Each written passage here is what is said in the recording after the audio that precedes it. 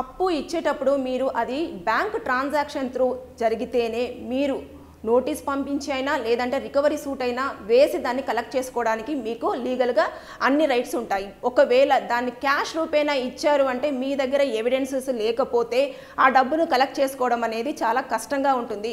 అప్పు ఇచ్చేటప్పుడు అందరూ ఏం చేస్తారు అని అంటే జస్ట్ ఇచ్చాం కదా అని చెప్పేసి క్యాష్ రూపేణా అడగగానే 20,000 50,000 అలా ఇస్తూ ఉంటారు. ఒకవేళ అలా ఇచ్చినప్పుడు మీరు కోర్టులో మిమ్మల్ని మీరే ప్రూవ్ చేసుకోవాల్సి ఉంటుంది. ఒకవేళ 20,000 కంటే పైన కనుక మీరు అప్పు ఇచ్చి ఉంటే దానికి మీరు ట్యాక్స్ పే చేస్తున్నారా లేదా అని చెప్పేసి కోర్టు మిమ్మల్ని అడుగుతుంది. ఆ డబ్బులు ఎక్కడి నుంచి వచ్చాయి, ఎలా వచ్చాయి, ఎప్పుడు మీరు అప్పు ఇచ్చారు, ఏ రూపేణా ఇచ్చారు, ఎక్కడ ఇచ్చారు, ఇవన్నీ కూడా డౌట్స్ వస్తాయి.